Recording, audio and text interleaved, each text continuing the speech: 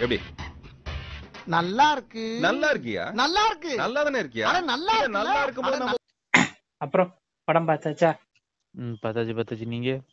பார்த்தாச்சு. கிஸ். இந்த படத்தோட ஒன்லைன் என்னன்னா, நம்ம ஹீரோ வந்து லவ்வே பிடிக்காம சுத்திக்கிட்டு இருக்காரு. அவருக்கு திடீர்னு ஒரு மேஜிக்கல் புக்கு கிடைக்கி. அந்த புக்குனால அவருக்கு சில பவர்ஸ் கிடைக்கி. அது மூலமா அவரு யார் 2 பேர் கிஸ் அடிச்சுக்கிட்டா அவங்களோட ஃபியூச்சரை ப்ரெடிக்ட் பண்ற மாதிரி அவருக்கு ஒரு பவர் கிடைக்கி. அதனால அவர் வந்து அவர் லைஃப்ல ஃபேஸ் பண்ணக்கூடிய விஷயங்கள் தான் இந்த படத்தோட மீதி கதை. இப்போ இந்த படத்துல உங்க ஒப்பீனியன் என்ன? என்னை பொறுத்த வரைக்கும் இந்த படம் வந்து ஓரளவுக்கு ஓகேவா ஃபீல் ஆகுது. நிறைய இடத்துல காமெடி கொஞ்சம் கம்மியாக அந்த மாதிரி ஃபீல் ஆச்சு. அது போக சில இடத்துல காமெடி நல்லா இருக்கு. பட் ஆனால் அந்த விடிவி கணேஷ் வந்து பண்ற காமெடி நல்லா இல்லை. ஸோ அவர் அவாய்ட் பண்ணியிருந்துக்கலாம். அவர் சும்மா ஏதோ டம்மியாக வச்ச மாதிரி ஃபீல் ஆச்சு. மற்றபடி ஓரளவுக்கு ஓகே அந்த மாதிரி தான் இருக்கு. உங்களுக்கு? எனக்கு இந்த படத்தை வந்து ஃபுல்லா மொக்கன்னு சொல்ல முடியாது. ஆனா அந்த அளவுக்கு நல்ல படங்கிற மாதிரி எனக்கு ஃபீல் கொடுக்கல. நீங்க சொல்ற மாதிரி விடிவி கணேஷ் காமெடியும் அவ்வளவு பெருசா நல்லாலாம் இல்ல. ஹீரோ ஃப்ரெண்டா வரவங்க இவங்க யாருமே இல்லைன்னா பெருசா அந்த படத்துல காமெடிங்கிற கான்செப்டே இருந்த மாதிரி எனக்கு ஃபீல் ஆகல. ஆனா 1-2 இடத்துல ஹீரோ கொஞ்சம் காமெடி பண்றது ஓரளவுக்கு பார்க்கறதுக்கு தோணுச்சு. அந்த ஃபர்ஸ்ட் சீன்ல இந்த ஒரு கேர்ள் ஒன்று ப்ரப்போஸ் பண்றது, ஆமா. அதுக்கு இவன் கவுண்டர் கொடுக்கறது, கவுண்டர்ல இவன் சீப் கொண்டு வந்தான். அது ஓரளவுக்கு எனக்கு ஓகேவா இருந்துச்சு. இன்னொன்னு சீன் பை சீன் பார்த்தாலே நம்மளுக்கு வந்து எப்படி சொல்ல, ஒரு படத்தை ஃபர்ஸ்ட்ல இருந்து ஒரு ஃப்ளோல லாஸ்ட் வரைக்கும் பார்த்த மாதிரி எனக்கு ஒரு ஃபீல் கொடுக்கல. சேம் எனக்கும் அதே மாதிரி தான் தோணுச்சு. ஃபர்ஸ்ட் ஆரம்பத்துல ஒண்ணு காட்டுவானுங்க, திருப்பி அடுத்த வித்தியாசமா ஒரு ஆங்கிள் போகுது. அப்புறம் இதுக்கு லிங்கே ஆகாம இருக்கு. பிறகு கடைசியில் வந்து ஒருத்தன் கொலைப்பட்டு போவான். ஃபர்ஸ்ட்ல வந்து ஸ்டார்டிங்ல தேவையில்லாத 1-2-3 கான்செப்ட் வச்சாங்க நான் யோசிச்சேன். அதுக்கப்புறம் அடுத்த சீனு அதுக்கு சம்மந்தமே இல்லாம வேற மாதிரி இருந்துச்சு. ஆனா கடைசியில சமாளிக்கிறேன்னு சொல்லி அந்த பழைய படம் நீங்க பார்த்துதான் தெரிஞ்சிருக்கும். இதே மாதிரி தான் ஒரு இது வரும். ஹஸ்பண்ட் அண்ட் ஒய்ஃபா இருப்பாங்க. அவன் முதல் நாளுக்காவது கேன்சர் பேஷண்டா இருப்பா. இது இந்த ரகுவரன் கடைசி படம். கடைசி ஒரு நாள் மட்டும் வாழ்ந்துக்கிறேன் அப்படி வந்திருப்பாங்க. ரகுவரன் படம். அதுல அந்த ஹீரோ பேரே ஞாபகம், ஒரு படமோ 2 படம் தான் நடிச்சிருப்பாரு நினைக்கிறேன். கிட்டத்தட்ட கேடிவில அடிக்கடி போடுவோம். அதேதான். கிட்டத்தட்ட அதை எடுத்து வச்சுக்கிட்டு அதுல இவங்க டெவலப் பண்ண மாதிரி தான் தெரியுது. சுகன்யா கூட அந்த பேஷண்டா இருப்பாங்க. அந்த அதுல இருக்க கதையை தான் எடுத்து வச்சிருக்காங்கல்ல, அதேதான். அதான் அந்த கதையை வச்சுட்டு இதை எப்படி மேலோட்டமா அந்த இது மலைசால தூரமே தூளான்னு சொல்லிட்டு ஒவ்வொன்னா ரெடி பண்ண மாதிரி தெரியுது. ஆனா கவின் ஆக்டிங்லாம் ஓகே தான். அவர் வழக்கம் போல டடால பார்த்த மாதிரியே நல்லா நடிச்சிருக்காரு. எல்லாம் ஓகே தான். பட் என்னமோ கதை இன்னும் பெட்டரா பண்ணியிருக்கலாமோ. நிறைய இடத்துல வந்து லேக் ஃபீல் நிறைய கிடைச்சிச்சு. லேகா போகுது. ஆனா எப்படி சொல்லலாம்னா, எனக்கும் நீங்க முதல்ல இருந்தே அதை ஃபீல் தான். நம்ம எதை பார்த்துக்கிட்டு இருக்கோங்கிற ஒரு கான்சென்ட்ரேஷனே கொண்டு வராம போயிட்டாங்க. ஒவ்வொரு சீன் பை சீன் ஏதோ யானதானு சொல்லுவாங்க தெரியுமா? ஆமா, அந்த மாதிரிதான் அந்த மாதிரி போன மாதிரி இருந்துச்சு. இன்னொரு பிரச்சனை என்னன்னா, இதுல வந்து சொல்ல வர விஷயம் என்ன, ஹீரோக்கு லவ் பிடிக்காதுங்கிறாங்க. திடீர்னு லவ் அவருக்கு பண்றவங்களெல்லாம் கெடுத்து விட்டுறாரு. திடீர்னு கொஞ்ச நேரம் கழிச்சு பார்த்தா நம்ம லவ் பண்ணா என்ன பிரச்சனை வர போகுதுங்கிற மாதிரி திருப்பி லவ் பண்ண ஆரம்பிக்க போறாரு. இதை இப்படி சொல்றதை விட அவர் லவ்வே பிடிக்க மாட்டேங்கி, திடீர்னு லவ் பிடிக்குது, திடீர்னு லவ் வருது, திடீர்னு லவ் வேண்டாம்ங்கிறாரு. திடீர்னு இதனால இவங்களுக்கு இது நல்லது நடக்குங்கிறாங்க, திடீர்னு நல்லதே கெடுத்து விடுறாரு. ஒரே கன்ஃபியூஸ்டு குழப்பமான ஸ்டேட்ல வச்சிருக்காங்க. படம் 1 ஹவர்லாம் டிராவல் ஆன பிறகு நம்மளுக்கு அந்த பவர் அவர்கிட்ட இருக்குங்கிறதே நம்மளுக்கு மறந்து போயிடுது. யாராவது 2 பேர் கிஸ் பண்ணா மட்டும்தான் நம்மளுக்கு அவரு ஆமா அவருக்கு பவர் இருக்குல்ல அப்படிங்கிற மாதிரி நம்ம ரிட்டர்ன் வரோம். அது அவருக்கு அந்த கையில புக் கொடுக்காம சும்மாவே இருந்துக்கலாம்.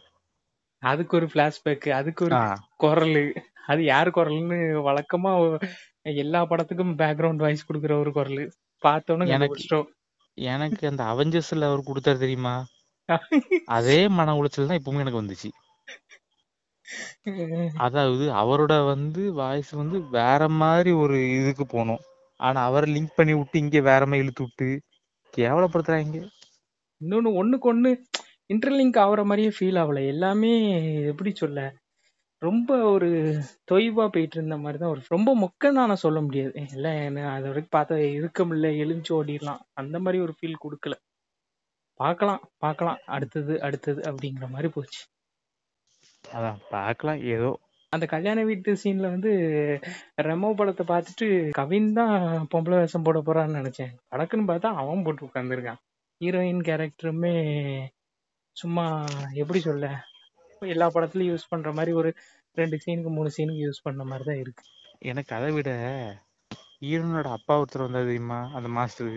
அந்த மனுஷன்லாம் நல்ல நடிகர். அவர்தான் வச்சு ரோல் சூப்பரா கொண்டு போயிருந்துருக்கலாம். சப்பையா வச்சு முடிச்ச மாதிரி இருந்துச்சு. என்ன அதான் வழக்கம் இப்போ போல மிச்சர் திங்க விட்டுட்டாங்க. அதான் ஏதாவது நிறைய ரூல்ஸ் இருக்கு, நிறைய கேரக்டர்ஸ் இருக்கு. இவங்களுக்குலாம் கொஞ்சம் நல்லா பவர்ஃபுல்லா கொடுத்துருந்தா படம் சூப்பரா இருந்திருக்கும். எல்லாரும் சப்பையா வச்சு யூஸ் பண்ணிட்டாங்க. அந்த கடைசி சீன்ல அந்த ஹீரோனுக்கு ஆபத்தை வந்துட்டு அந்த டைலாக் கூட தெரியுமா, இனி விட்டு போன்ட்டு நீ சாவ கூடாதுன்னா நான் உன்னை விட பகல் வராம இருந்தேன்ட்டு அந்த டைலாக் சொல்லாம இருந்துட்டு தெரியுமா. எதுக்கு தேவையில்லாம அந்த டைலாக் வேஸ்ட் பண்ணிக்கிட்டு. அவருக்கு ஃபியூச்சரை ப்ரெடிக்ட் பண்ணி ஹீரோயின் வந்து இறக்குற மாதிரி பாப்பாரு. ஆனா அந்த ஒரு எப்படி சொல்ல, ஹீரோயின் இறக்க போறாங்க, நம்ம ஹீரோ எப்படி காப்பாத்த போறாங்கிற ஒரு பதற்றம் நம்மளுக்கு வரவே இல்லை.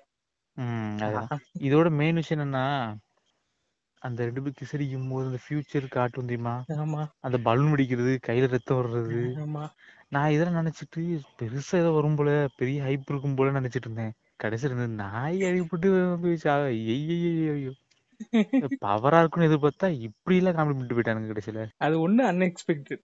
அந்த 2 லெவல் அது. அதோட ஹைலைட் என்னன்னா, படம் எண்டுல சேர் போட்டு உட்கார வச்சிருப்பாங்க தெரியுமா. இதுல சேர்னு கூத்து ஞாபகம் வருது. அந்த ஹீரோயினோட அப்பாவை ஹாஸ்பிட்டல் அட்மிட் பண்ணிருக்கும் போது கவின் வெளியே அந்த மடியில் படுத்துறப்ப தெரியுமா. ஆமா அப்ப இந்த கவினோட ஃப்ரெண்டு சொல்ல தெரியுமா, அப்ப எனக்கும் கேக்குதுன்ட்டு. அப்ப சொல்ல தெரியுமா, அப்பாடா கம்பெனி ஒரு சொத்து கிடைச்சா சம்சோன்ட்டு. நம்ம செத்தாலும் பரவாயில்ல, கூட இருக்கணும், சேர்ந்தாகட்டும். அதே மாதிரி நிறைய விஷயங்கள் வந்து நம்மளால இப்ப பாருங்க, நம்ம 2 பேருமே ரிவ்யூ பண்ணிட்டு இருக்கோம். என்னத்த சொல்லங்கிற மாதிரிதான் இருக்கு. எதுவுமே மைண்ட்ல நிக்கல. அதான் உண்மை. நிறைய சீன்ஸ் வருது, ஆனா எதுவுமே மைண்ட்ல நிக்கல.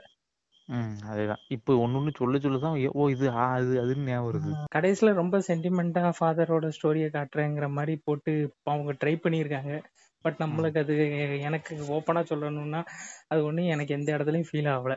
என்ன அவங்க இறக்க போறாங்க, அதுக்கு இவங்க ஹெல்ப் பண்றாங்க. இதை எத்தனையோ வாட்டி பார்த்தாச்சுங்கிற மாதிரி ஒரு ஃபீல் தான் கொடுத்துச்சே தவிர நம்மளுக்கு அவ்வளோ ஒரு எஃபெக்ட் இல்லை.